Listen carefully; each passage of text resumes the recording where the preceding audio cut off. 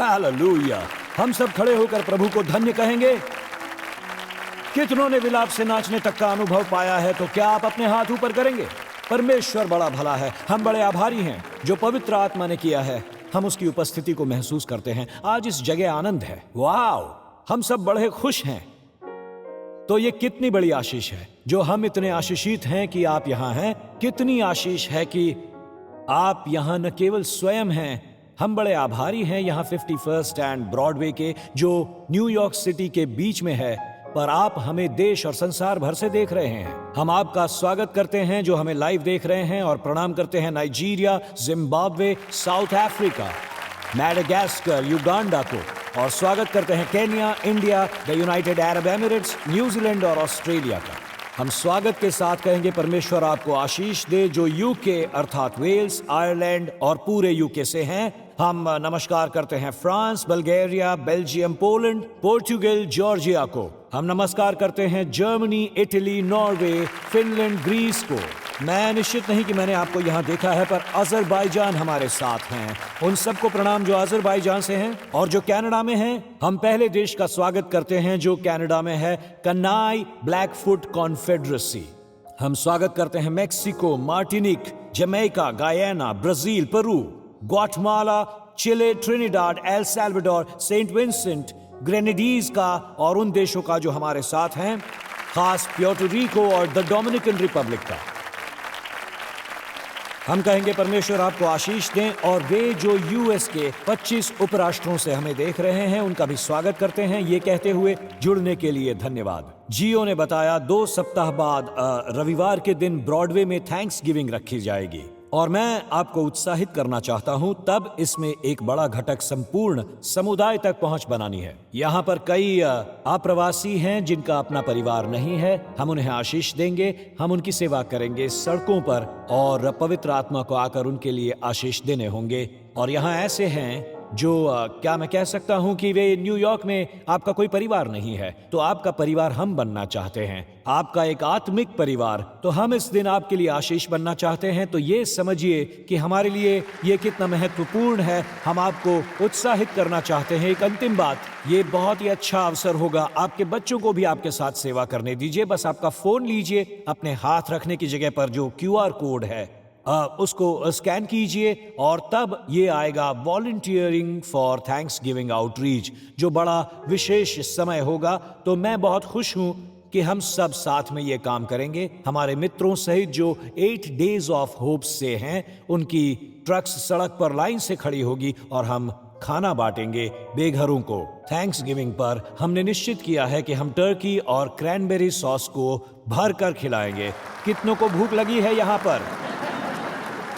तो हम आपको धन्यवाद कहना चाहते हैं। अब प्रार्थना करने से पहले मैं आपको कुछ बता दूं। कुछ बातें हैं, मैं आपका धन्यवाद कहूंगा और ये बयान दूंगा कि हमारे साथ जुड़ने के लिए आपका बहुत बहुत धन्यवाद। न केवल वो लोग जो समिट और हमारे जर्सी कैंपस में प्रार्थना और उपवास करते हुए 4 दिन से हैं, ये बड़ा ही प्रभावी रहा जब लोग हमसे यूएस और विश्व भर से जुड़े हैं, पर हम सैकड़ों एक साथ आए और प्रार्थना करने और विश्वास करने। क्या मैं बता दूं, मुझे विश्वास है, क्योंकि हमें परमेश्वर पर विश्वास है। हमें विश्वास है जब हम प्रार्थना करते हैं परमेश्वर उत्तर देता है। मैं कहूंगा मुझे विश्वास है उसने इस सबत के दिन भी वो किया, क्योंकि थोड़ी देर में मैं आपसे चुनाव की बात करूंगा।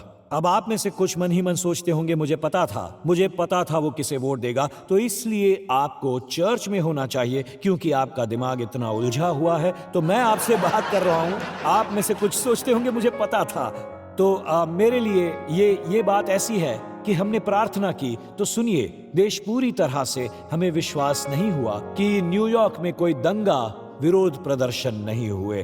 प्रार्थना ने उसे पीछे कर दिया। मुझे विश्वास है प्रार्थना ने उसे पीछे कर दिया।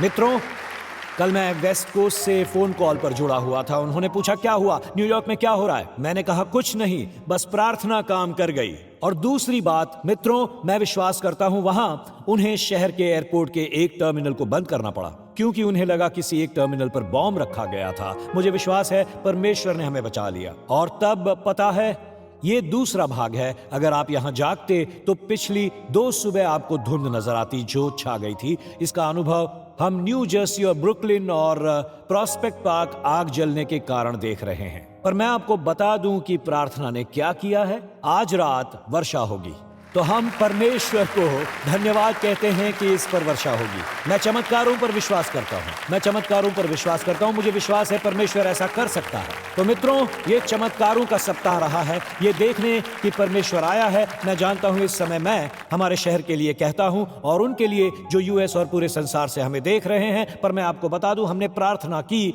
हमने सोमवार की रात न्यूयॉर्क के लिए प्रार्थना की। यहाँ कोई संजोग नहीं है जो परमेश्वर हमारी प्रार्थनाएं सुन रहा है। और मैं आपसे उन चमत्कारों की बात करूंगा, मैं बात करूंगा कि वो कितने महत्वपूर्ण होते हैं। और बस थोड़ी ही देर में मैं प्रार्थना करने वाला हूं। हे पिता, तू चमत्कारों का करने वाला परमेश्वर है। सब ने ये अनुभव किया है, परमेश्वर समय समय से, जैसा कि हमारी कई बार अगुवाई कर चुका है और चीजें पलट गई हैं।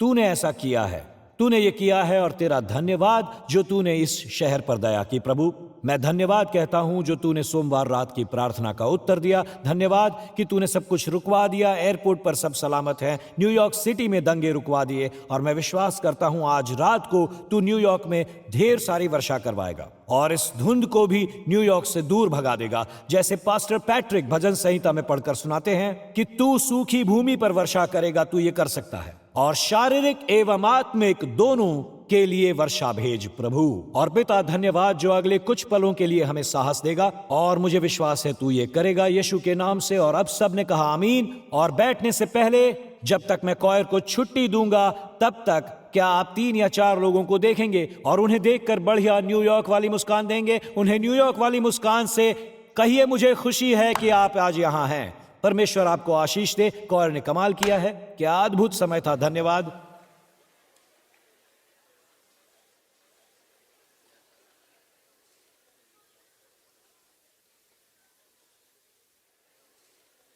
आप में से कई जो यहां बैठे हुए हैं और कई लोग जो मुझे संसार भर और देश भर से सुन रहे हैं, देख रहे हैं, आप स्वयं किसी चमत्कार से कम नहीं हैं। आपने चमत्कारों को अनुभव किया है। आज आप यहां हैं, आज आप चर्च में हैं क्योंकि ये एक चमत्कार है। आप में से कुछ को यहां नहीं होना चाहिए था यदि परमेश्वर का अनुग्रह ना होता। आप शायद, आपको ये भी नहीं पता है कि शायद आप किसी चमत्कार के पास बैठे हो। जो आपकी बगल वाली कुर्सी में है, वही व्यक्ति जो आपको सता रहा था, आपके पास जो बैठे हैं वे एक चमत्कार हैं। वे आपकी बगल वाली कुर्सी में बैठे हैं, आप जानते भी नहीं। मुझे आपको बताना पड़ेगा, मैं ये कहानी सुन चुका हूं, ये कहानी कई बार सुन चुका हूं। और आखिरी बार जब सुनी थी मैं सोच रहा था केवल परमेश्वर ही ये कर सकता है। और ऐसी कहानी है उन लोगों की जो हमारे चर्च में बैठे रहते हैं, चर्च आते थे, जिन्होंने विकेट देखने के लिए टिकट भी खरीदे थे। और जब वे विकेट देखने जा रहे थे तो उन्होंने पलटवार देखा और वहां एक चर्च था और वो कहने लगे मुझे चर्च जाना चाहिए, मुझे विकेट देखने नहीं जाना चाहिए। और तब से वहां से वो चलकर चर्च आने लगे क्योंकि उन्होंने विकेट जाते हुए सड़क के पार चर्च को देखा। ये चमत्कार को देखिए। पर ये दूसरा भाग देखिए। अब जो आप ब्रॉडवे थिएटर में बैठे हुए हैं, ये उससे भी बड़ा चमत्कार है क्योंकि आप में से कुछ को आज जीवित भी नहीं रहना था।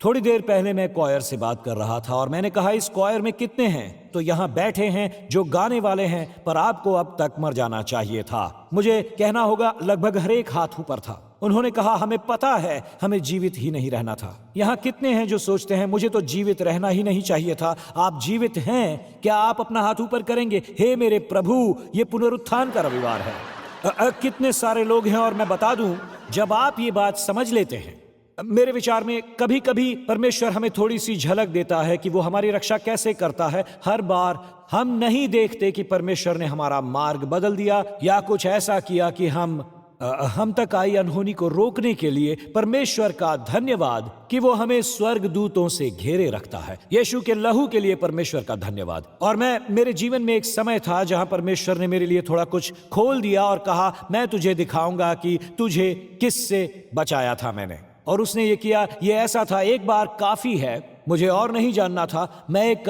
परामर्श बैठक में था और किसी ने एक आभूषण उठाया जो उन्हें स्पेशल फोर्सेस की सर्विस में दिया जाता है। मैं ना ही बताऊंगा क्योंकि ये गोपनीयता वाली बात है, ज्यादा डिटेल्स नहीं बता सकता। उसने मेरी मेज पर उसे रख दिया और कहते हुए हमें ये दिया गया था जब हमने स्पेशल फोर्सेस का कठोर प्रशिक्षण पूरा किया। मैं इसका भाग था और आज मैं ये आपको दे रहा हूं क्योंकि मुझे आपको ये दिखाना है कि परमेश्वर का हाथ आपकी रक्षा कर रहा है। मैंने नहीं समझा वो क्या कहना चाह रहा था, इसीलिए मैं आज ये कहानी बता रहा हूं कि आप सुन सकें। उसने कहा, आपने मुझे चर्च में सेवा करने से हटा दिया था, मुझे अनुशासन के कारण, क्योंकि मैं पाप में जी रहा था, और मुझे मिनिस्ट्री से बाहर कर दिया था। और मैं आप पर बड़ा क्रोधित था। मैं घर गया और बहुत गुस्से में था कि मैं कई दिनों तक, हम आपको ये सिखा चुके हैं, हमने कहा है कि इफिसियों के अनुसार कि अगर आप क्रोध में सोने जाते हो, अक्षमा के भाव के साथ आप अपनी स्थिति में तीसरे को न्योता देते हो, क्योंकि इसका अगला वचन ही कहता है, और न शैतान को अवसर दो। और उसने अपने बारे में बताया, उसमें हत्या करने की आत्मा आ गई थी। मैंने कहा, हाँ आगे बताओ। उसने कहा, मुझे आप पर इतना गुस्सा आया था कि 1 सप्ताह बाद जब मैंने जाकर अपना यूनिफॉर्म निकाला और फौज की सारी चीजें निकली, तो उसके बाद मैंने हथियार तैयार किए और ऑटोमेटिक हथियार, और मैं आपके घर की ओर चल पड़ा, आपको और आपके सारे बच्चों को मारने। और मैं बता रहा हूं, मेरा फोन मेरे पास था और मैंने 91 ऑलरेडी दबा दिया था। मैंने सोचा, हे यीशु, अगर ये गवाही नहीं है तो मैंने कहा, मेरे जीवन की ये आखिरी बात होगी, यीशु मुझे बचा लेना। और मैंने 1 दबा रखा था और मैं तैयारी में ही था, वहां बैठा हुआ। और उसने तब कहा, पर मैं बता दूं कि क्या हुआ था। उसने बताया, उस रात मुझे पता था आप कहाँ रहते थे, मुझे पता था आपका घर कहाँ है, कितने समय पर आता है। मैं आर्म फोर्सेस में रहा हूं और यही करने का प्रशिक्षण मुझे मिला है, तो मुझे सब पता था। आगे उसने बताया कि मैं घर से जब निकला, मेरे ऑटोमेटिक हथियार कार में पीछे रखे थे। और उसने बताया, जब मैं तैयार हो गया, मैं कार में बैठा और इग्निशन मैंने ऑन किया। उसने कहा, पास्टर टिम, मुझे एक आवाज सुनाई दी और उस आवाज ने यह कहा, अगर तू कार को जरा सा भी आगे बढ़ाएगा तो मैं तेरी जान ले लूंगा। और उसने कहा, वो परमेश्वर की आवाज थी जो मैं आपको बताना चाहता हूं। उसने कहा, सबसे पहले मुझे पता है कि आप घबरा गए होंगे, पर मुझे बताना होगा, परमेश्वर ने आपको और आपके परिवार को सुरक्षित रखा है। उसने आगे कहा, आप समझ लीजिए ये कितना महत्वपूर्ण है। मैं आपको याद दिला दूं, परमेश्वर का हाथ आपके और आपके परिवार पर है। मैं अपने आप को लेकर इतना अभिभूत हो गया था कि परमेश्वर न केवल मेरे लिए परंतु हम सबके लिए काम करते हैं। ये ऐसा था जैसे उसने थोड़ा सा रहस्य खोला है। देख, मैं ये करता हूं, परमेश्वर ने आपको जीवित रखा है, मुझे जीवित रखा है, क्योंकि उसके लिए ये करना कार्यरत होना है। जब हम मानते हैं कि हम सब चमत्कार हैं, अब हमें इस कार्य की चुनौती दी गई है जिस पर मैं आज बात करूंगा। और ये वो है जिसे हम एक बार समझ लेते हैं। हमें चुनौती मिलती है कि अपने चमत्कार को बर्बाद मत करना। आप सब जो यहां बैठे हुए हैं, उस चमत्कार को बर्बाद मत करना जिसे परमेश्वर ने आपके लिए किए हैं। चमत्कार को बर्बाद करना ये भूल जाना है कि परमेश्वर के अपने अनुग्रह द्वारा हस्तक्षेप किया है। मैं जीवित हूं क्योंकि परमेश्वर ने मुझे दिया हुआ काम पूरा नहीं हुआ। मैं यहां हूं क्योंकि परमेश्वर ने मुझे यहां रखा है। इस सप्ताह मुझे चुनौती मिली उस व्यक्ति की कहानी से जिसने अपने चमत्कार को बर्बाद कर दिया, और मैंने मन ही मन उस पुरानी कहानी को याद किया। शायद दर्जनों बार ऐसी कहानियां हुई हैं जब मैं मर सकता था, लेकिन परमेश्वर कह रहा था, अपने चमत्कार को बर्बाद मत करो, बर्बाद मत करो उन्हें। तो मैंने तेरे अंदर जो चमत्कार किए हैं उसे बर्बाद मत कर। और मैंने जो कहानी साझा की वो एक सनसनी डरावनी फिल्म जैसी कहानी, ये बाइबल के केवल 2 अध्यायों में सिमटी हुई है। और मैं इसे पढ़ूंगा, और मैं पढ़ रहा था तब मैं अपनी कुर्सी में बैठे बैठे सोच रहा था, ये एक चमत्कार है। और जब मैं इस सप्ताह के अंत में पहुंचा तो कहने लगा, उसने अपने चमत्कार को बर्बाद कर दिया, जिसका नाम था राजा योआश। आप कहानी पढ़ते हुए देखेंगे उसके नाम को अलग अलग वार्तानी में लिखा जाता है, पर एक ही बात है, कभी कभी जोआश, कभी योहाश। पर योआश की कहानी 2 राजा 11 और 12 में आती है। आप उसके पिता का नाम सुनेंगे। ये था एक दुष्ट राजा एहज़ाय, और इस राजा एहज़ाय की मां का नाम था अताल्याह। आप इसे पहचान जाएंगे। मैं उसका नाम ले लेकर उसे परिभाषित करता रहूंगा। मैं कहानी पढ़कर सुनाता हूं जो सनसनीखेज और डरावनी है और चमत्कारी भी। इस जवान लड़के की ये कहानी। और सुनिए, अहज़्याह की माता अतल्या ने जब देखा कि मेरा पुत्र मर गया, अब दोनों ही बड़े दुष्ट थे, लेकिन ये अतल्या जो एक माँ और दादी भी है, वो हद से बढ़कर दुष्ट थी। तब उसने पूरे राजवंश को नाश कर डाला। उसने अपने सारे पोता पोती का नरसंहार किया, एक को भी नहीं छोड़ा। परंतु यहोशेबा जो राजा योराम की बेटी और अहज्याह की बहन थी, उसे अहज्याह के पुत्र यही चमत्कारी बच्चा था, योआश को घात होने वाले राजकुमारों के बीच में से चुराकर दाई समेत बिछौने रखने की कोठरी में छुपा दिया। और उन्होंने उसे अतल्याह से ऐसे छिपा रखा कि वो मारा न गया। अब आता है एक्शन एडवेंचर। जब राजमहल में नरसंहार चल रहा था, एक नन्हे बालक को वो कोठरी में छिपाकर वहीं सुरक्षित रखती है। उसे अतल्याह से बचा लिया जाता है और उसका घात नहीं होता। इस तरह से उस बच्चे को बचाया जाता है। उसे अतल्याह से बचा लेते हैं और इसीलिए ये एक बच्चा जीवित रहता है। तो वो प्रभु के भवन में 6 वर्षों तक छिपा रहा। उसके बाद उस बच्चे को मंदिर में, परमेश्वर के भवन में 6 वर्ष रखा गया। जब अतल्याह देश पर राज कर रही थी, इस पर थोड़ा सा सोचिए। जब दादी ने अपने बेटे राजा अजयाह को मरते देखा, तब दादी माँ अतल्याह ने अपने पोता पोती का कत्ल करवा दिया ताकि वो राज कर सके। अगर मैं इनसे पीछा छुड़ा लूं, अगर आप सोचिए जरा वो क्या सोच रही होगी। आज मैं चर्च में आया, तब कोई ये कह रहा था कि पोता पोतियों के लिए तैयार हो जाओ, पोता पोतियों के लिए तैयार हो जाओ, क्योंकि तुम्हारी बेटी का विवाह हो चुका है। मैंने कहा थोड़ा आराम से, पर उन्होंने कहा यह अद्भुत समय होता है जब आप पोता पोती और नाता नाती को देखते हैं, आप उनके साथ खेलते हैं, उन्हें बिगाड़ते हैं, फिर उन्हें घर भेज देते हैं। उनके साथ आप जो समय बिताते हैं वो बहुत सुंदर होता है। ये उन सभी समयों का प्रतिशोध है, पर ये सब आश्चर्यजनक है। लोग बोले तब पोता पोती के लिए एक नया प्रेम जन्म लेता है। पोता पोती के लिए, जैसे ये प्रेम जिसका अनुभव आपने कभी नहीं किया जब तक उन्हें नहीं देखा। क्या आप उस स्त्री की दुष्टता की गहराई का अंदाजा लगा सकते हैं जिन्होंने अपने पोते पोती को मार डाला, केवल अधिकार की लालसा। लेकिन ये कहानी तभी मोड़ लेती है, सबकी दुखद मृत्यु हो जाती है, पर ये योआश नामक शिशु बच जाता है, जो 1 साल का भी नहीं है, जो इस सिंहासन का असली वारिस है। ये नन्हा सा बच्चा, एक चमत्कारी शिशु बचाकर छिपा लिया जाता है और लगता है कई दिन और कई सप्ताह उसे उसी घर में रहना पड़ेगा। ये उस हत्यारी महिला का अपराध स्थल है जिसने पूरी शाही परिवार, उसके पूरे वंश का नरसंहार किया था। और ये बच्चा, मैं इस पर सोचता रहता हूं, इस शिशु को किसी भांति राजमहल में प्रभु के भवन में लाया गया। वहां वो 6 वर्ष रहा। मैं एक बाप के रूप में सोच रहा था, सिंडी और मैंने 4 बच्चों को पाला है। जरा सोचिए आप, उन्हें नुस्खा निकालना था, बच्चों का पोषण, क्योंकि वे जहां थे वहां उसका प्रबंध नहीं था। और उसके बाद उन्हें बच्चे को रोने को रोकना था, उस हत्यारी रानी से छिपाकर उसे रखना था। सोचिए इस बच्चे के जीवन में क्या क्या हुआ होगा, जरा सोचिए। वो चमत्कार है, एक असली चमत्कार। और किसी ऐसे स्थान पर जब उसका 7वां जन्मदिन आता है, उसे रक्षकों ने घेरा हुआ है, वो रानी मारी जाती है और अब वो बच्चा राजा बन जाता है। और 2 राजा 12 उसके राज्य को लेकर शुरू होता है। योआश या जोहाश ने जीवन भर वो किया जो यहोवा की दृष्टि में ठीक है। वहां सिंहासन पर वो 40 वर्ष तक बैठा।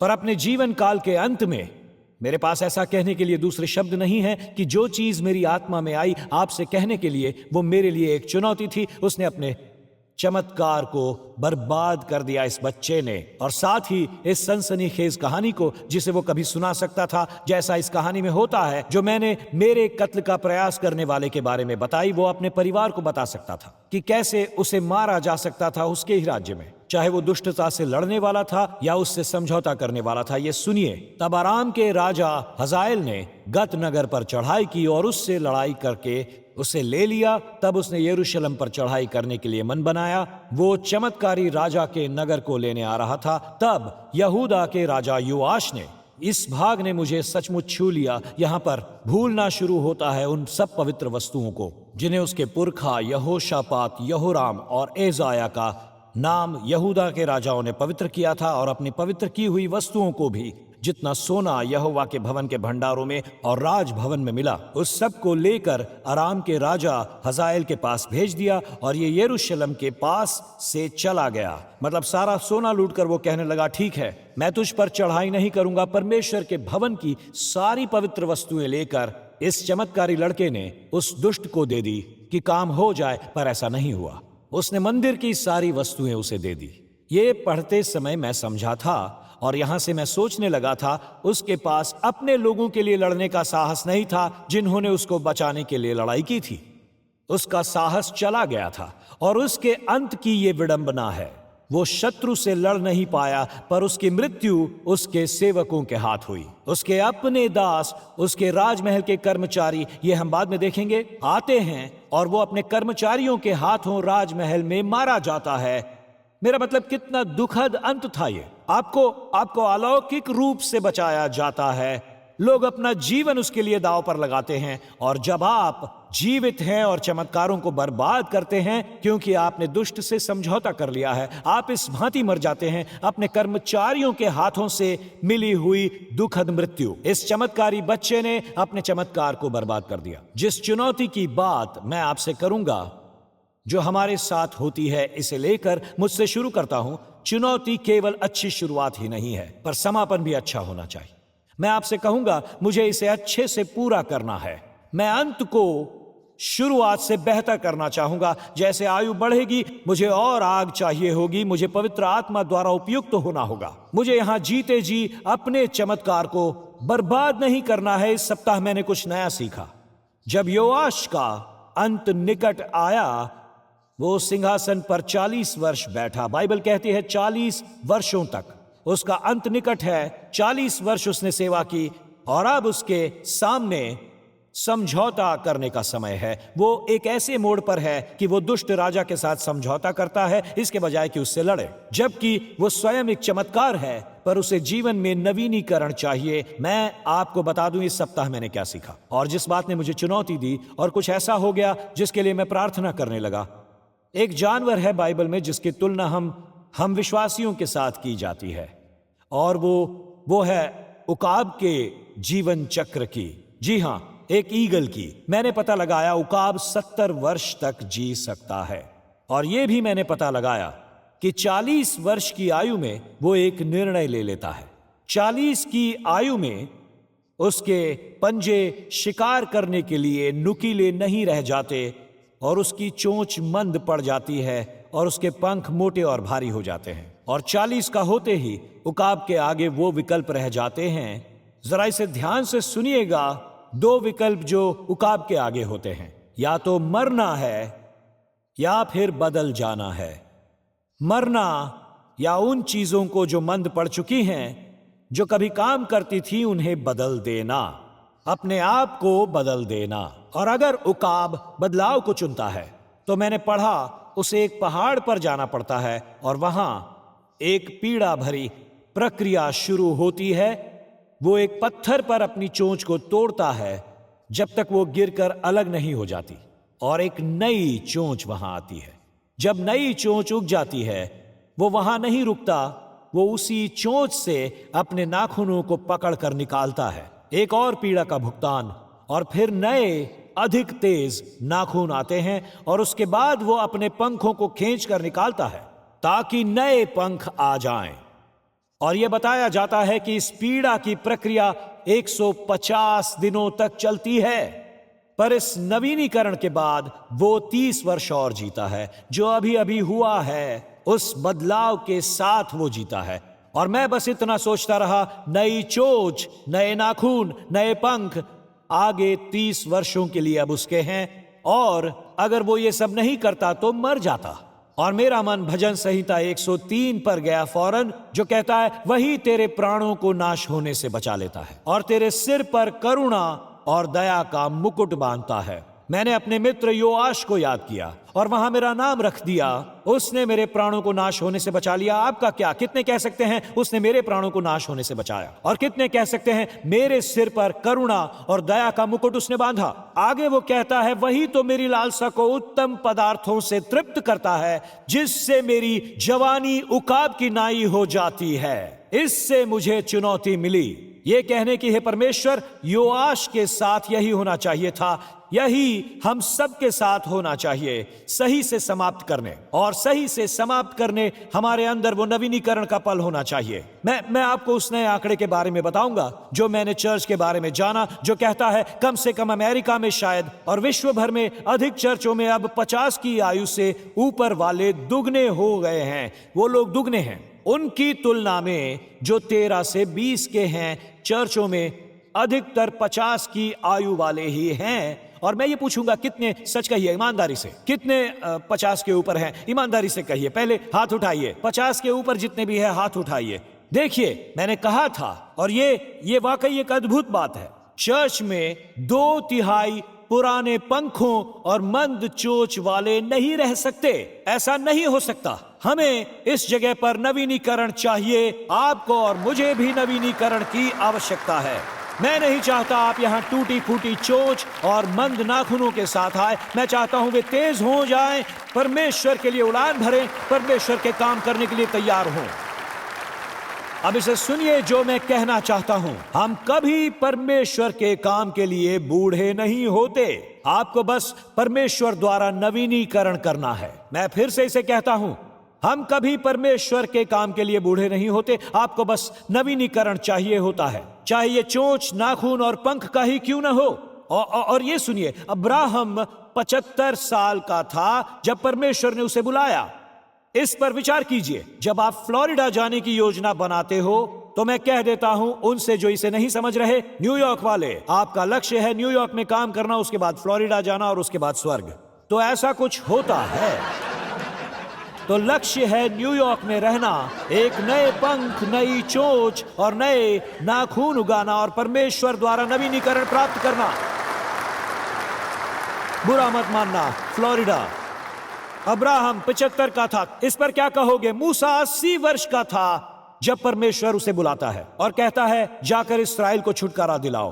कितनों को पता है प्रेरित यूहन्ना, जिसने यूहन्ना का सुसमाचार लिखा और चर्च को 3 पत्रियों में लिखा, 1, 2 और 3 यूहन्ना, और प्रकाशित वाक्य, जब वो 99 वर्ष का था, 99 की उम्र में।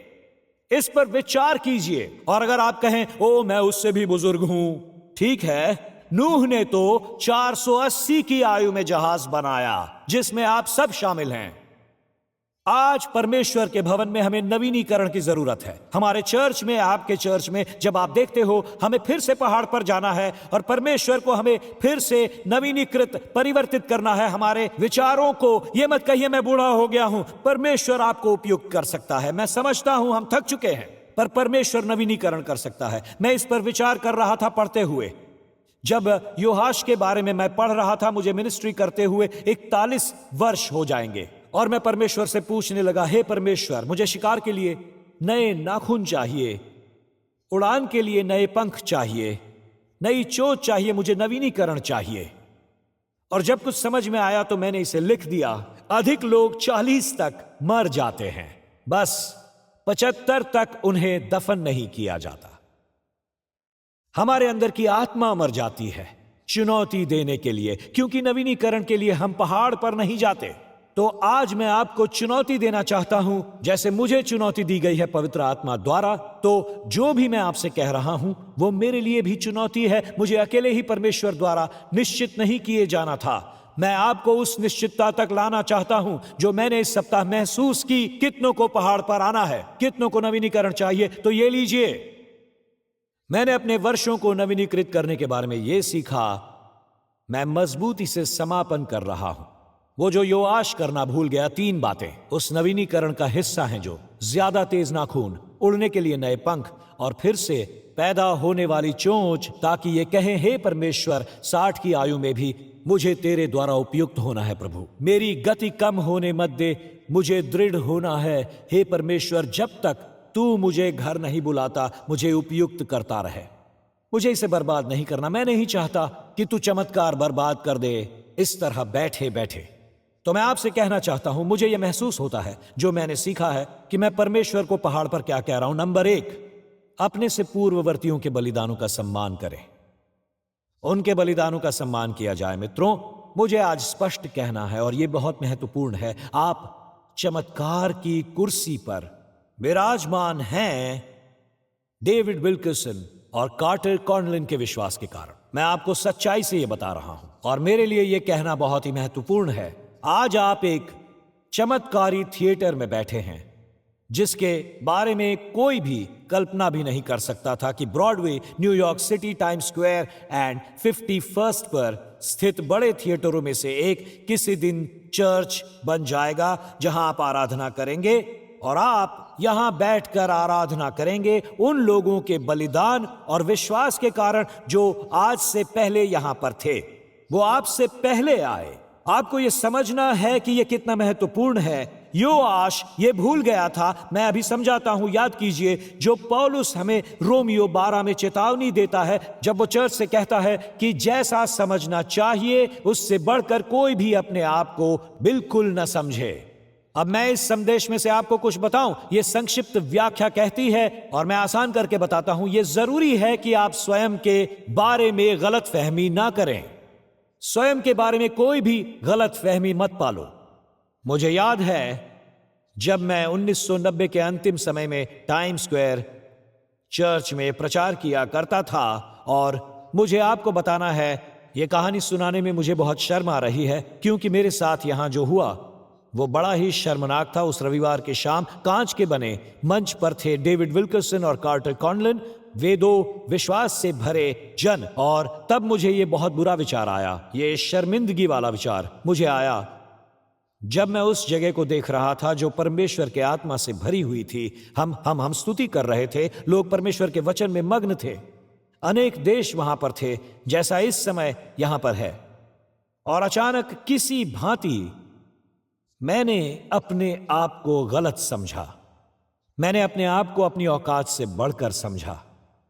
मैं वहां बैठा हुआ था और किसी भांति अंदर से मैंने अपने आप को बधाई देना शुरू कर दिया, ये सोचकर देखो तो पूरी जगह भरी हुई है, मुझे देखने के लिए लोगों में कितना उत्साह है। और परमेश्वर ने मुझे यह कहकर याद दिलाया, हमें स्पष्ट होना चाहिए इस बारे में। हमें स्पष्ट होना चाहिए, ये तुम नहीं हो, इसका तुमसे कोई संबंध नहीं है और तुम एक चमत्कार के होते हुए यहां हो। और मुझे एहसास होने लगा कि मैं पुराने बलिदानों की पीठ पर खड़ा हुआ हूं। मैं यहां अपने कार्य से नहीं हूं, मैं यहां हूं क्योंकि दूसरों ने मार्ग बनाया। जिस प्रकार वे युद्ध लड़े जो मुझे नहीं लड़ने पड़े, और वे भी जो यहां हैं आज आप आराधना कर सकते हैं दूसरों के कारण, जो बलिदान उन्होंने दिए ताकि मैं आपको चुनौती दे सकूं। अपने बारे में गलतफहमी छोड़िए और सुनिए इसे कान खोलकर। आप कोई उतने महान नहीं हैं। अब आप कह रहे हैं हाँ इसीलिए मुझे ये चर्च पसंद नहीं। बाकी सारे चर्च कहते हैं मैं कितना महान हूं, मैं आपकी मदद करूंगा। आप महान नहीं हैं, ना ही मैं महान हूं, परमेश्वर महान है। अकेला वही चमत्कार करता है। सुनिए, ये गलती मत करिएगा, सुनिए मेरी बात। आपकी प्रतिभा, मेरी प्रतिभा, हमारी किसी की भी प्रतिभा ये नहीं है। हमसे दशकों पहले किए गए बलिदानों के हम प्राप्त करता हैं। ये उनका बलिदान है। योआश को याद कीजिए और यहोशबा वो स्त्री जिसने अपने पोता पोती का नरसंहार किया था, और किसी भांति यहोशबा के विश्वास ने कहा मुझे इस नन्हे बालक को बचाना होगा। और अचानक याजक यहोयादा ने 6 वर्षों तक उसे मंदिर में छिपाए रखा, ये सोचकर मुझे उसे शांत रखना होगा। यहोयादा 6 वर्ष के इस बालक को लेकर जाती है, मंदिर में छिपाती है, ये सोचकर कि मुझे सब कुछ शांत रखना है, मुझे उसे पोषण देना है। मैं उसे एक ऐसे वातावरण में पालूंगा जो शिशुओं के पालन पोषण के लिए योग्य है, और अपने प्राण जोखिम में डालकर उन सैनिकों से ये बात करूंगा, मैं चाहता हूं तुम लोग इस शिशु की रक्षा में मदद करो, मेरी मदद करो। और फिर उन सैनिकों को देखकर सेना के अविभाजित वर्ग के सैनिकों से कहा घर में रक्षा करना। कहानी पढ़िए, उसने कहा मेरे पास दाऊद की ढालें और तलवारें हैं, और मैं चाहता हूं तुम इन्हें दाऊद की ढालों और तलवारों से बचाओ। और वे बहादुर अंगरक्षक आक्रमण कर सकते थे। और वैसे वो स्त्री बोली ये गद्दारी है। दुष्ट अतल्या ने इसे गद्दारी कहा। ये बहादुर रक्षक कहते रहे हम उन नन्हे बालक के साथ हैं, और अपनी जान पर खेलकर उस भवन और वेदी और बालक की उन्होंने रक्षा की। और योआश राजा बना दूसरों के बलिदान के कारण। वो सिंहासन पर बैठा क्योंकि लोग, एक दाई, एक याजक और सैनिकों ने अपने प्राण दे दिए ताकि वो बालक सिंहासन पर बैठ सके। आज मैं पास्टर हूं बलिदानों के कारण, और डेव और ग्वेन विल्करसन ने दिए बलिदानों और कार्टर और टेरेसा कॉनलन के कारण, जिन्होंने इतना कुछ किया, जिन्होंने इतना बलिदान दिया है चर्च के लिए। मित्रों, आप अपने हाथ इस जगह इसलिए उठा सकते हो क्योंकि ये युद्ध अपने घुटनों पर उन्होंने लड़ा था, और इसी वजह से आज यहां आपको बैठने मिल रहा है। आप एक चमत्कारी बहाव में हो। ये सुनो, इस चमत्कार को बर्बाद होने ना दो। अपने हाथ उठाकर परमेश्वर की आराधना करो और इस जगह को स्तुति से भर दो। जब भी आप यहां आते हो, मेरा मतलब है एक स्वचालक बटन होना चाहिए कि जैसे ही आप द्वार से अंदर आते हो, आपके हाथ ऊपर हो जाएं और आपकी आंखें, मुझे नहीं पता ये क्या हो रहा है। हम अपने चमत्कार को बर्बाद नहीं करेंगे। जैसे ही खेलों का नया मौसम शुरू हो रहा है, मैं बस उत्साहित होने का प्रयास कर रहा हूं। मुझे व्यक्तिगत रूप से ना तो बास्केटबॉल ना फुटबॉल का कोई शौक है, मुझे दोनों ही पसंद नहीं। पर दिलचस्प बात यह है कि ऐसे व्यक्ति को लेकर मैं हैरान हूं जिसे अब तक का सबसे महान बास्केटबॉल कोच माना गया है। उसका नाम है जॉन वुडन, जो UCLA से था। उसने कुछ ऐसा किया है जो फिर नहीं किया जा सकता, विशेषकर उन खिलाड़ियों के साथ जो 1-2 वर्ष वहां रहे और जो पेशेवर बनने जा रहे थे। 12 वर्षों में से उन्होंने 10 राष्ट्रीय चैंपियनशिप्स जीती हैं। UCLA में 12 वर्षों में 10 बार, शायद 63 से लेकर 75-76 तक 10 बार जीतना शायद आज ये असंभव ही है। उसका अपना एक नियम था और वो शायद ये था, अगर आप बास्केटबॉल कोर्ट में आकर एक बकेट स्कोर करते हो तो वो नियम ये था, नहीं तो आपको बिठा दिया जाएगा। आपको उस खिलाड़ी की ओर इशारा करना होगा जिसने आपको बॉल पास किया था, क्योंकि ये स्कोर आपने खुद से नहीं किया था।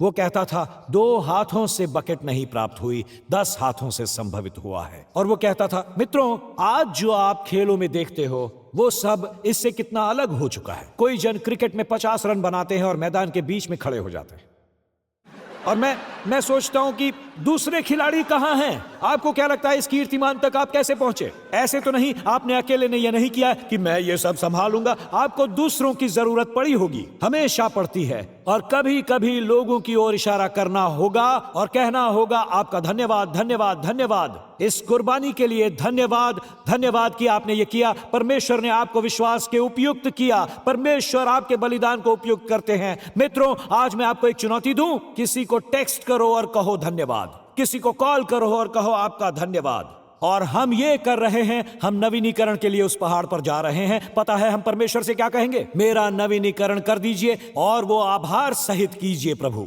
मुझ में आभार जगाइए। मैं अपने आप को बड़ा न समझूं और कोई न कारण निकालूं। आज मैं उन्हें याद दिला रहा था, एक भी संगीत का उपकरण नहीं है, गायक मंडली से भी नहीं। अकेला एक गायक जो गा रहा है, जो बजा रहे हैं, उन सब से कुछ नहीं है। आज ऐसा नहीं है। क्यों? क्योंकि बाकी के लोग कहां हैं, जिसमें मैं भी हूं। मैं यहां इसलिए नहीं हूं कि मैं ये कर रहा हूं, वो सारे मेरा साथ देते हैं, मेरे लिए बलिदान देते हैं। धर्मी लोग, उन सभी का बलिदान, धर्मी लोगों का, जिनकी ओर मैं इशारा कर सकता हूं और कह सकता हूं ये इसलिए हुआ क्योंकि परमेश्वर ने उन्हें उपयुक्त किया। योआश भूल गया था, वो सिंहासन पर है और बल से नहीं परंतु अन्य के बलिदानों के कारण वो वहां है।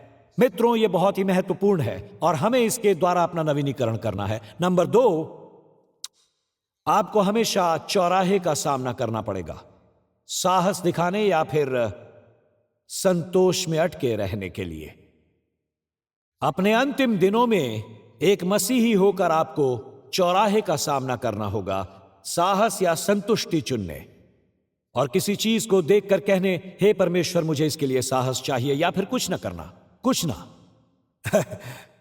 इस कहानी ने मुझे बहुत आनंदित किया। मैं पढ़ रहा था एडना बटरफील्ड और उसके पति रॉन की एक मिनिस्ट्री है जहां वे उन युवाओं को सिखाते हैं जो मानसिक रूप से विकलांग हैं, जिनके बीच में वो काम करते हैं। और उन्होंने ये अद्भुत बात कही थी एक बार, ये उनकी क्षमताओं को दिखाता है, कमजोरियों के बजाय। एडना और रॉन उन्हें चेस खिलवाते थे, फर्नीचर ठीक करवाते थे, यहां तक कि बिजली के यंत्रों की मरम्मत भी करवाते थे। और इन युवा लड़के लड़कियों को वो सब सिखाते थे जो दूसरे नहीं कर पाते थे। ऐसी चीजों में वो उन्हें एक्सपर्ट बनाते थे। और उसने कहा उन्हें उन पर भरोसा करना सिखाया कि परमेश्वर ने उन्हें एक जन्मजात क्षमता दी, जबकि असल में वो बाधाओं का सामना कर रहे थे। उसके बाद उसने बताया, मेरी मनपसंद कहानी है युवा बॉबी की, जिसने जल्द ही दिखा दिया कि उसने ये सबक कैसे सीखा। एडना ने बताया तो वो उसे उन बिगड़े हुए उपकरणों को लाने का काम देती थी और सिखाती थी कि उन्हें ठीक कैसे करना है। फिर एडना ने बताया, एक दिन बॉबी एक बिगड़ा हुआ टोस्टर लेकर चल रहा था, एक हाथ में और दूसरे हाथ की बगल में एक ब्रेड था, क्योंकि उसे पता था कि वो उसे ठीक कर देगा और उसे उस दिन खाने को टोस्ट मिलेगा। मैंने कहा, परमेश्वर मुझे बॉबी जैसा बना। मैंने कहा, मैं टूटे हुए टोस्टर जैसे लोगों से तंग आ गया हूं जो ये कहते हैं ये एक समस्या है, ये एक समस्या है, ये एक समस्या है, मुझे टोस्ट चाहिए। मैं टूटा हुआ कहा जाने से थक चुका हूं। इस टूटेपन का कुछ करो, बस ब्रेड को उठा लो। और यही साहस है जो बॉबी में था। इस बच्चे में यह कहने का साहस था, न केवल मैं इस टूटी चीज को ठीक करूंगा, मैं लाकर इसकी मरम्मत भी करूंगा।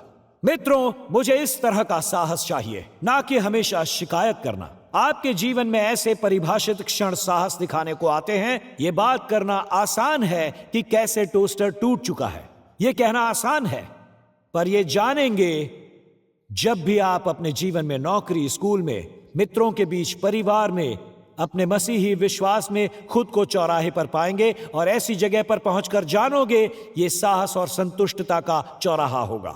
ये एक ऐसा चौराहा होगा, हे परमेश्वर तू मुझसे एक स्थान ग्रहण करने को कहता है। मित्रों और कुटुंबियों की आवाजें आपको ये करने से रोकेंगी। ऐसा करने के लिए आप अकेले पाएंगे खुद को, कोई आपका साथ नहीं देगा।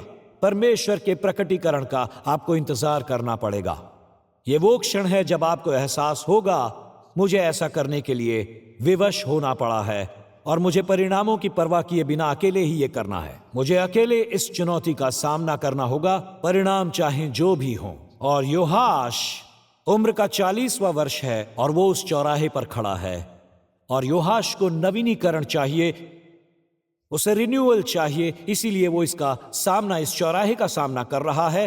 और एक अफवाह सुनने मिलती है कि आराम की सेना यरूशलेम में आ रही है और उसके आगे चुनाव है, लड़ना या समझौता करना, और उसे अपने वर्ष एक उकाब की नाई नवीनीकृत करने हैं, एक मंद चोच और भारी पंखों के साथ नहीं। तो सुनिए आगे कहानी क्या लिखती है। तब अराम के राजा हजाएल ने गत नगर पर चढ़ाई की और उससे लड़ाई करके उसे ले लिया।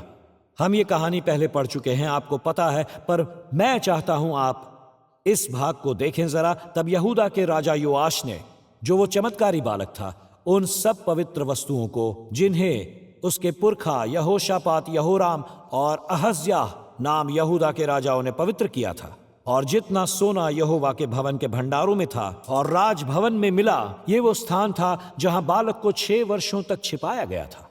ये वो भूमि थी, ये वही चमत्कारी भूमि थी और स्थान था। पता है वो क्या करता है? वो उसी भवन में लौटता है जिसने उसकी रक्षा की और सारी कीमती वस्तु बेच डालता है। सब कुछ बेच डालता है। ये पढ़कर मैं तो सन्नाटे में रह गया था। उसने युद्ध तो जीता, पर अपने मन का युद्ध वो हार गया। उसने उन अनमोल वस्तुओं का सौदा और समझौता किया ताकि उस सब को लेकर अराम के राजा हजाएल के पास भेज दिया और वो यरूशलेम के पास से चला गया। एक तरह से इसने काम तो किया, पर नहीं, उस चमत्कारी बालक एक और चमत्कार से चूक गया। उसने अनमोल वस्तुओं का सौदा और उनका समझौता कर लिया, इसलिए कि उसे लड़ना न पड़े, ताकि उसे जाकर उसके विरुद्ध युद्ध में न लड़ना पड़े। संसार में उस महामारी के चलते, संसार भर के लॉकडाउन के बाद मैं टाइम स्क्वायर चर्च आया था। मुझे मौका दिया गया था ये कहकर कि आप घर पर रह सकते हो जब तक ये ठीक नहीं हो जाता, उसके बाद न्यूयॉर्क आना। और मुझे पता था परमेश्वर मुझे यहां महामारी के आगे 2 सप्ताह में बुला रहा है, और मुझे पता था जो परमेश्वर कह रहा था ये मैं आपको बताऊंगा। परमेश्वर पर भरोसा करने के लिए आपकी आयु कभी भी ज्यादा नहीं होती। और जबकि मैं 60 का होने जा रहा था, एल्डर चूक ने ऐसा कहा कि क्योंकि अगले साल तुम 61 के हो जाओगे, तुम 60 के हो। तो एल्डर चूक की खातिर मैं सच में बहुत बूढ़ा हूं। परमेश्वर ने मुझसे कहा, जैसे ही महामारी शुरू हुई तो पवित्र आत्मा ने मुझसे कहा, जबकि अमेरिका के सारे चर्च अपने आगे के द्वार खोलने का प्रयास कर रहे हैं, अपने भवन के, तुम संसार के सारे लोगों के लिए टेक्नोलॉजी के द्वार खोलो। तुम इस द्वार को खोलोगे। इसी पर पास्टर कार्टर ने कहा था, उन्होंने कहा, टिम, मैंने ये देखा है कि यूहन्ना 21 के अनुसार जब यीशु ने अपने चेलों को दाहिनी ओर जाल फेंकने को कहा, आगे है, उन्होंने इतनी मछलियां पकड़ी कि जाल टूटने लगा। कार्टर ने मुझसे कहा, अगर तुम जाल डालोगे, उसके आगे वो बोले, ये जाल डालना ही नहीं है बल्कि इंटरनेट को उस छोर पर डालो। उन्होंने कहा, तुम इतनी मछलियां पकड़ोगे कि वो जाल में भी नहीं समाएंगी। और अब पास्टर कार्टर मुझसे हमेशा कहते हैं, तुम्हें अपनी जाल को मजबूत बनाना है। इसीलिए हम स्वयं सेवकों से कहते हैं, जाल को मजबूत बनाओ।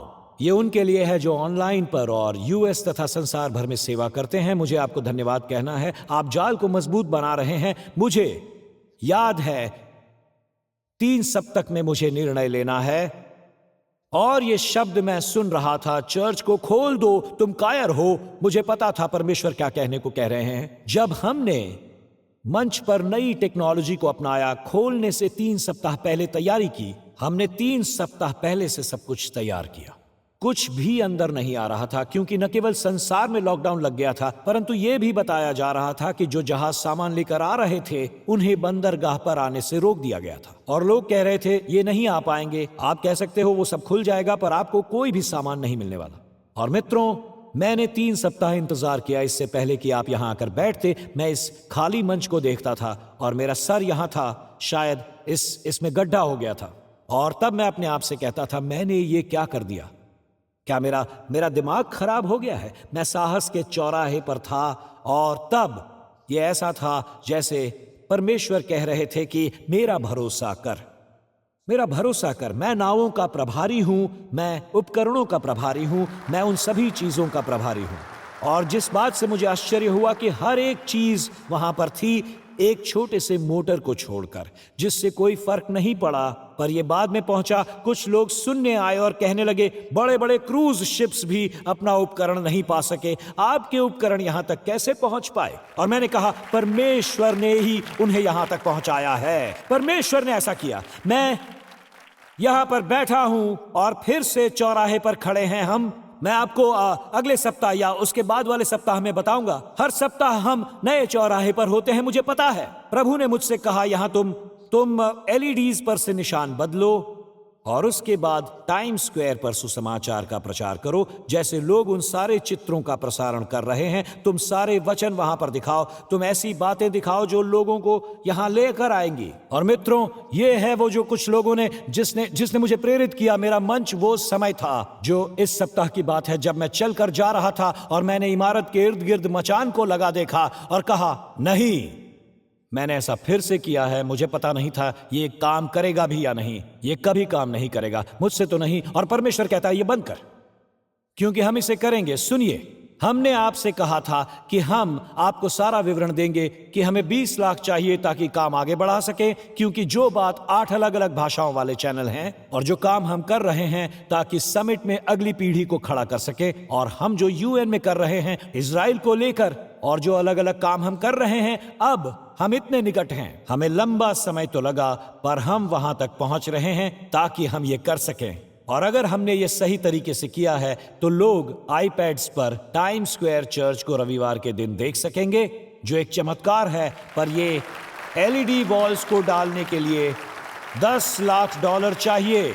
हम ये धीरे धीरे कर रहे हैं और इस योग्य हो जाएंगे कि आईपैड्स पर टाइम स्क्वायर चर्च को रविवार को देखा जा सकेगा जब भी चाहो। और ये एक चमत्कार है, पर एलईडी वॉल्स को डालने के लिए $10 लाख की जरूरत है। इसलिए मैं मचानों को एम सोशल के लिए दिखा रहा हूं। एम सोशल, मुझे विश्वास नहीं होता। मैंने कहा, परमेश्वर चमत्कार चाहिए, और ऐसा होगा, क्योंकि मित्रों, मेरा भरोसा परमेश्वर पर है। सुनिए, ये वो मार्ग है जहां हर कोई कहता है, बस चर्च चलाओ, अपना काम करते रहो। विश्वास रखो। विश्वास न केवल युवाओं के लिए है, ये हम बूढ़ों में भी आग जलाता है।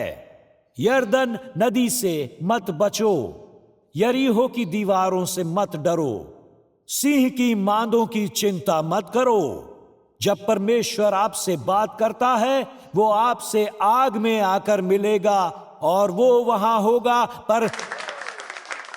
पर मैं आपको बता दूं, जैसे जैसे हमारी आयु बढ़ती है, ये कठिन होने लगता है, क्योंकि आपने बहुत कुछ देखा है, आपने बहुत कुछ सीखा है, इतना कुछ अनुभव किया है, इसलिए अनुभव पर भरोसा करना आसान होता है। विश्वास के बदले आलोचक बनना आसान होता है। संपूर्ण विश्वास के बदले अपनी समझ पर भरोसा करना ज्यादा आसान है, अपने घुटनों पर आकर परमेश्वर से सुनने के बजाय। हमेशा कहना मुझे संवेदनशील और सीखने वाला बना, मुझे यही चाहिए, मैं तो मरते हुए मुझ में आग जलती रहे। ये कहना चाहता हूं परमेश्वर से, मुझे सीखने वाला और संवेदनशील बना परमेश्वर। आखिरी चीज जो मुझे बनना है वो है आलोचक और नकारात्मक और निर्णयात्मक। जो अंतिम चीज मैं चाहता हूं, सुनिए मित्रों, अंतिम चीज जो मैं चाहता हूं, नए युद्धों की बात करने के बजाय पुरानी कथाएं सुनाऊं। आखिरी चीज जो मैं चाहूंगा कि लोग अपनी आंखें बड़ी करके कहें कि हम ये पहले सुन चुके हैं। मैं चाहता हूं लोग कुर्सियों पर बैठे बैठे कहें हम एक एलईडी लगा देंगे, हम सुसमाचार का प्रचार टाइम स्क्वायर के इर्द गिर्द कर देंगे, हम ऐसा करेंगे और मैं बैठकर पीछे नहीं जाने वाला। और आप में से कुछ ये लड़ाई हार चुके हैं, आपने संतुष्टता को चुन लिया है। आपको ये कहना पसंद है मैंने बहुत सी लड़ाइयां लड़ ली, इसे छोड़िए, फिर से लड़िए। हमें आपके श्वेत बाल चाहिए। श्वेत बाल वालों सुनो, बुजुर्गों, मैं आपके साथ हूं और आपकी मदद चाहता हूं। आप चिल्ला नहीं रहा हूं, मैं बूढ़ा हूं, आप भी बूढ़े हो, तो क्या हुआ? हम नई लड़ाइयां लड़ेंगे, हम सुसमाचार का प्रचार करेंगे। मैं आपसे कहूंगा विश्वास कीजिए, हम यीशु के पास अरब आत्माओं को आता देखेंगे।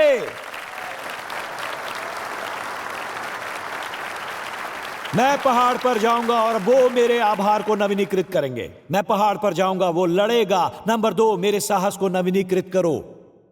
नंबर 3, और इसके बाद बैंड आना शुरू कर देगा इस गीत के साथ, शत्रु से लड़ो मसीह की देह से नहीं। शत्रु से लड़ो मसीह की देह से नहीं। पता है दुखद क्या है? योआश युद्ध में नहीं मरा, वो अपने कर्मचारियों के हाथों मारा गया। कितनी बड़ी त्रासदी, कैसे, कितनी बर्बादी।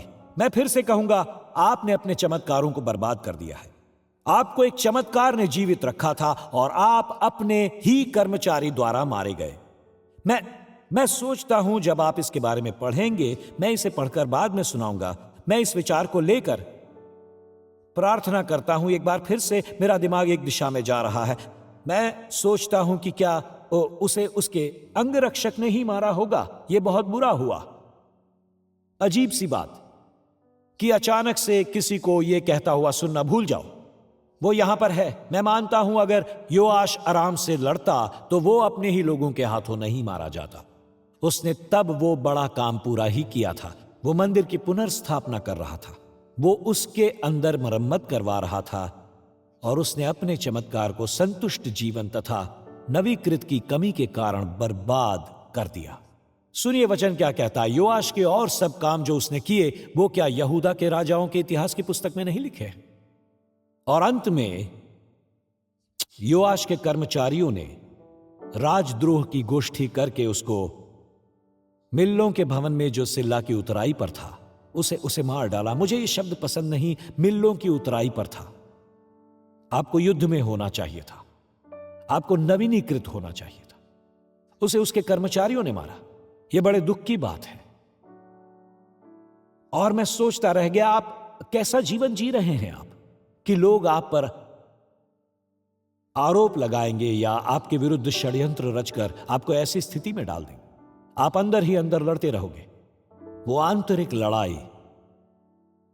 मैं बता दूं, इस सप्ताह मैंने कुछ पढ़ा जो एक प्राचीन जर्मन मठ पर लिखा हुआ है।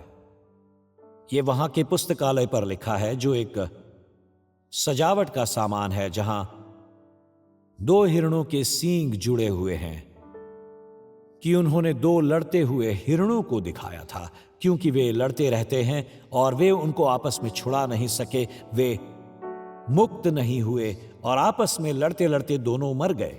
2 हिरण दोनों एक दूसरे से लड़ रहे हैं, सींगे आपस में जुड़ी हुई हैं। सोचिए जरा, इतना लड़े कि वो मर गए आपस में लड़ने की वजह से।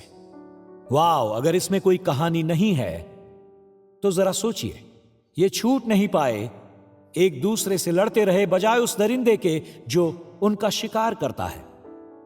और अब वे एक दूसरे को मारते मारते मारते मर गए और लोगों ने सींगों को वहां एक संदेश के रूप में रखा ताकि जो मठ में अध्ययन करते हैं वे समझदार बने कि आप यहां उलझ सकते हैं।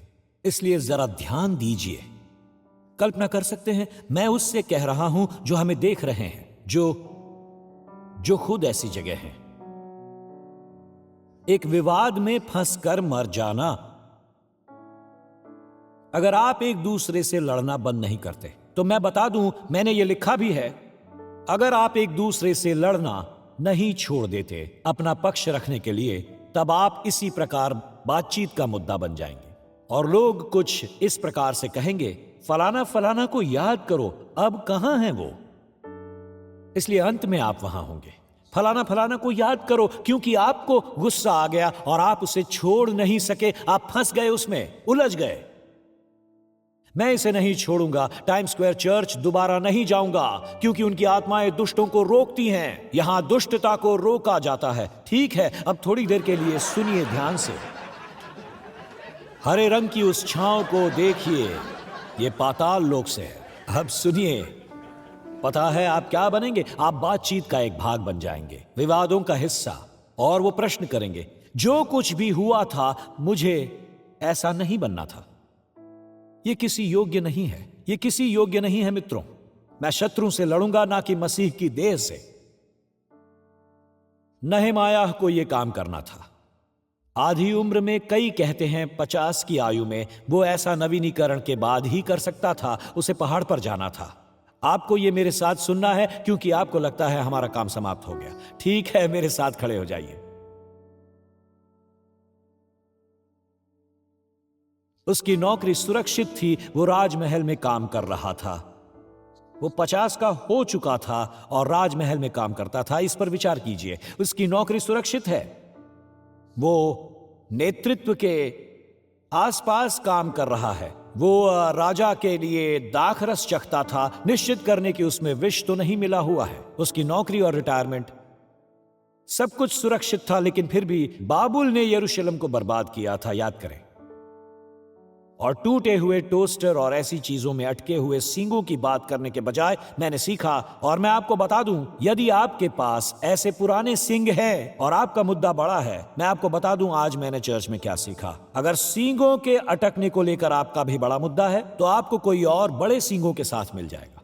और मैं आपको बता दूं, आप उसे नहीं देख सकते, पर वे किसी भांति अटक गए हैं, उलझ गए हैं उसमें। और जब भी आप एक दूसरे को देखेंगे, ये होने लगेगा, ये टकराव। और देखिए ये कैसे होता है। सब लोग ऐसा कीजिए, एक बार मेरे साथ ऐसा करके देखिए। ऐसा आपके साथ हो सकता है अगर आप वहां उलझते हैं।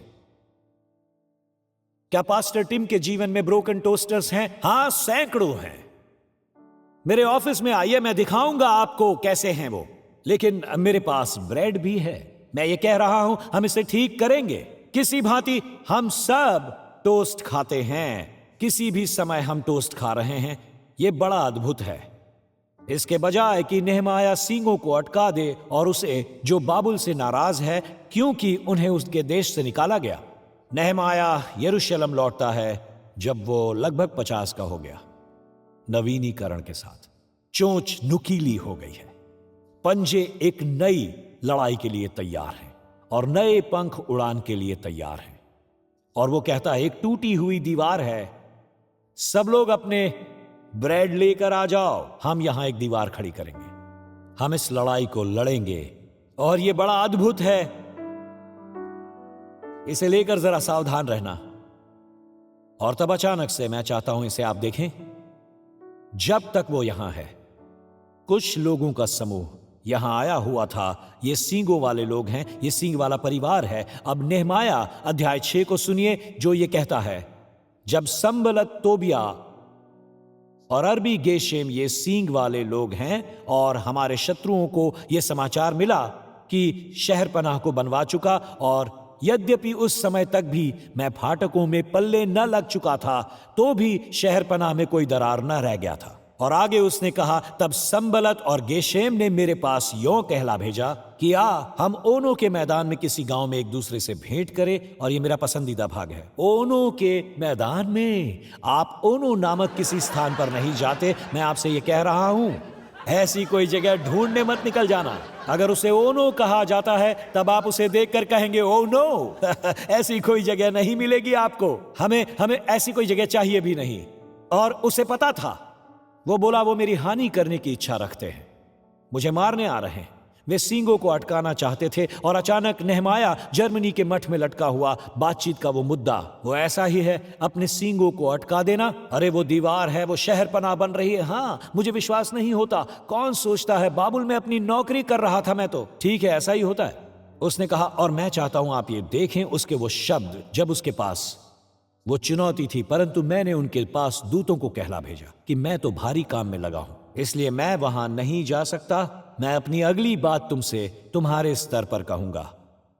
मेरे इसे छोड़कर तुम्हारे पास जाने से हम क्यों बंद रहे हैं? मैं शहर पनाह पर रहूंगा। ये एक चमत्कार है, मैं इस्राएल में इसे देख लूंगा। और ये चमत्कार है कि वो वहीं रहा जबकि सब कह रहे थे नीचे उतरो, हम कुछ बात चीर करना चाहते हैं। और ये एक चमत्कार ही तो है कि वो वहीं पर रहा जबकि सब लोग कह रहे थे नीचे उतरो नीचे उतरो, लेकिन वो वहीं रहा, उस दीवार पर ही रहा। किसी को मौका ना दो कि वो तुम्हें किसी विवाद या षड्यंत्र में अटका दें। किसी को आपको उलझाने मत दो, किसी को यह राजनीतिक मुद्दा बनाने मत दो। ठीक है, देखते हैं राजनीति के बारे में आपके क्या ख्याल है। किसे वोट देंगे आप? सीनेट का क्या हो रहा है? आपका क्या मानना है? आप अपनी राय क्यों नहीं देते? ओ नो, हम वहां नहीं जा रहे, हम ये नहीं करते। हम मिलेंगे ओ नो पर। ओ नो जगह याद है ना? हम वहां नहीं जाते, ओ नो नहीं जाते। और ऐसे चर्च भी हैं जो वहां बैठकर कहते हैं हालेलुया, हे यीशु हालेलुया। और मैं बस आपसे कह रहा हूं, मेरे पास इतना ही है कहने के लिए कि हम एक मिशन पर हैं और हम उतरकर निचले स्तर पर नहीं आएंगे। तो मैं परमेश्वर से यह कहना चाहता हूं, कितने मेरे साथ पहाड़ पर आएंगे आज नवीनीकरण करवाने? कितनों को नवीनीकरण चाहिए? हम परमेश्वर से प्रार्थना करेंगे, हमें नवीनीकृत कर दीजिए।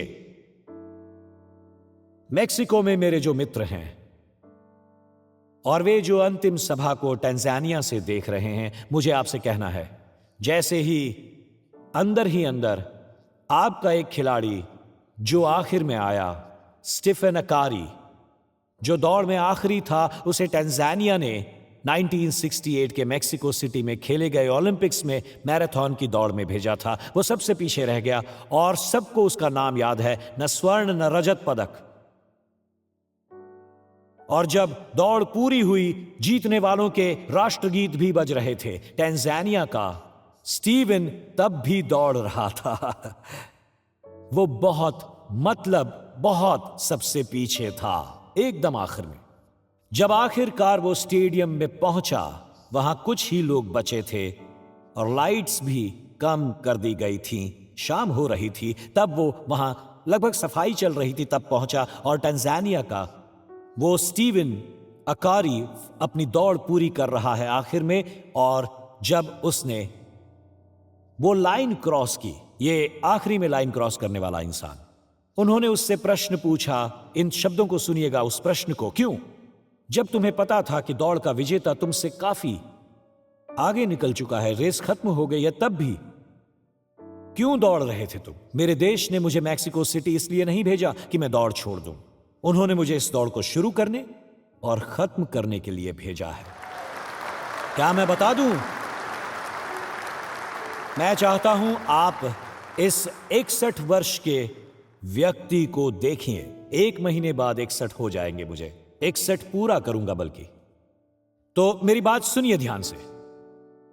मैं दौड़ पूरी करूंगा, ठीक है? अब मैं चाहता हूं कि आप ये सुने। मैं उत्साहित हूं एलईडी वॉल लगाने के लिए, अरब आत्माओं को जीतने के लिए, युद्ध लड़ने का साहस पाने के लिए। परमेश्वर मुझे बुला रहे हैं, हम लड़ते रहेंगे, इस चर्च में नहीं। ये एक लड़ाई है। नंबर 3, मैं आपसे ये कहूंगा, आकर मेरे साथ एक विवाद शुरू कीजिए। नहीं नहीं नहीं नहीं नहीं, नो नो हो, oh no oh no oh no. पास बैठे व्यक्ति को देखकर कहिए ओ नो, हाथ हिलाकर, उंगली हिलाकर कहिए ओ नो। हम पहाड़ पर जा रहे हैं मित्रों, हमारे अंदर लड़ाई बची है। हमें 1 अरब आत्माओं को जीतना है और परमेश्वर ऐसा करने को हमें बुला रहा है। आप केवल बातों से ही 1 अरब आत्माओं को नहीं जीत सकते। हमारे पास चमत्कार है, उसे बर्बाद क्यों करें? मैं इंतजार नहीं करूंगा। डेविड विल्करसन, कार्टर कॉर्नलन, ये थिएटर चमत्कारी है, मैं इस चमत्कार को वेस्ट नहीं करूंगा। क्या? चमत्कार को केवल चर्च तक सीमित रखकर हम उसे बर्बाद नहीं करेंगे। नहीं, हम ऐसा नहीं करेंगे। मैं इस चमत्कार को बर्बाद होने नहीं दूंगा। आप अपने चमत्कार को क्यों बर्बाद करेंगे? क्यों? परमेश्वर ने उसे आपको दिया है, क्यों बर्बाद करें? क्या मैं सबसे बड़े चमत्कार की बात आपसे करूं? यह था 2000 वर्ष पहले जब परमेश्वर ने अपने बेटे को क्रूस पर मरने के लिए भेजा। वो मर गया, मृतकों में से जी उठा और आपको स्वर्ग में रहना, हमेशा रहने का अवसर दिया। तो यह है मेरा प्रश्न, इससे बड़े किसी चमत्कार को हम नहीं जानते, तो क्यों इसे बर्बाद कर दें इस तरह? क्यों आप उसे बर्बाद करेंगे ये कहकर कि मैं एक धार्मिक व्यक्ति हूं, मैं सिनेगॉग जाता हूं, मंदिर जाता हूं, मेथोडिस्ट हूं, बैप्टिस्ट हूं? देखिए, सुनिए, यह बर्बादी है। अगर आप यहां आकर इतना सा कहेंगे मैं टाइम स्क्वायर चर्चियन हूं, कितनी बड़ी बर्बादी है। यीशु चाहता है कि आपका नए सिरे से जन्म हो, वो वाकई ऐसा चाहता है। तो क्या मैं इसे सरल बना दूं? सरल बात है, चमत्कार को बर्बाद मत करो। परमेश्वर ने आपके बदले अपने बेटे को मरने भेजा। इस चमत्कार को बर्बाद मत कीजिए। चैट में लिखिए, मुझे जरूरत है, आई नीड हिम, मुझे जरूरत है। परमेश्वर ने अपने बेटे को मेरे लिए भेजा, मुझे जीवन में यीशु चाहिए। और अगर ऐसा है तो अपने सर ऊपर रखिए, आंखें खुली, बालकनी सामने, सभी वो जो संसार भर से देख रहे हैं, पास्टर टिम मेरे लिए प्रार्थना कीजिए, जीवन में परमेश्वर मुझे चाहिए, मुझे चाहिए, मुझे चाहिए। तो अपने हाथ उठाकर कहिए, आज मुझे चाहिए। हाथ ऊपर उठाइए, अपने हाथ हिलाकर मुझे दिखाइए। हाँ, मैं देखूंगा। हाथ अपना हाथ ऊपर उठाइए और हिलाकर मुझे दिखाइए और कहिए यस यस यस, हाँ हाँ हाँ, ऊपर बालकनी, ऊपर यहाँ कोने तक, यस यस यस, हाँ हाँ हाँ, कहिए वहां कोने तक। अद्भुत, बहुत बढ़िया, क्या बात है। अब सब जोर जोर से प्रार्थना करेंगे और कहेंगे, हे परमेश्वर धन्यवाद, तूने मेरे लिए चमत्कार किया है। अब मैं न केवल जीवित हूं, पर तूने मेरे लिए अपने बेटे को भेजा। वो मुझे मेरे पापों से और नरक से बचाने के मिशन पर आया था। नरक से बचाने के मिशन पर वो मेरे पापों के बदले मरा। वो मुझे उद्धार देने मृतकों में से जी उठा और आज मैं अपने जीवन को उसे समर्पित करता हूं। मैं अपने चमत्कार को बर्बाद नहीं होने दूंगा। मैं स्वयं एक चमत्कार हूं। तूने मुझे इस समय के लिए जीवित रखा और आज मैं अपनी दौड़ शुरू करूंगा और इसे अनंत काल में जाकर पूरा करूंगा, यीशु के नाम से। और सब कहेंगे आमीन, आमीन, आमीन।